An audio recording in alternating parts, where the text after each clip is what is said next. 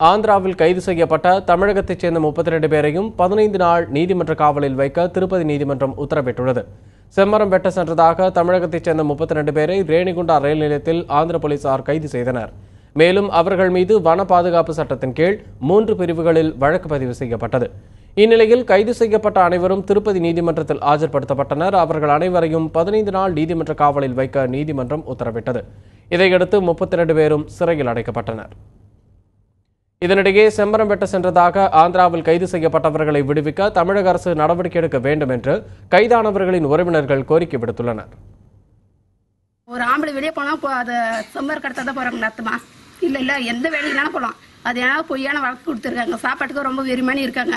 எங்க வெறும் எடுத்துட்டு போனாங்களும் ரொம்ப தூரம் ஸ்கூலுக்கு போறதுக்கு 8 கிலோமீட்டர் இருக்கு சார். இங்கேருந்து போயிட்டு அங்கே வரத்துக்கு பசங்க அவ்வளோ தூரம் எங்கே போயிட்டு வருங்க. அவ்வளோ வசதி இல்லை சார். இங்கெல்லாம் ரொம்ப சாப்பாட்டுக்கு எங்கள் மக்களுங்க ரொம்ப வருத்தமாக தான் இருக்காங்க. நீங்கள் தான் பார்த்து எதுனாலும் எங்களுக்கு உதவி செய்யணும்.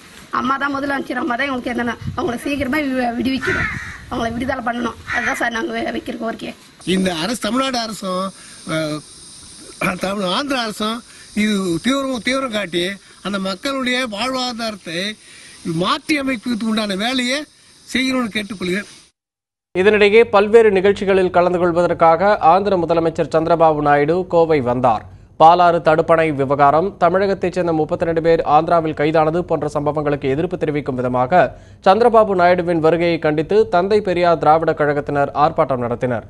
கோவை அண்ணா சிலை அருகே கருப்பு கொடி காட்டி தங்கள் எதிர்ப்பை தெரிவித்தனர்.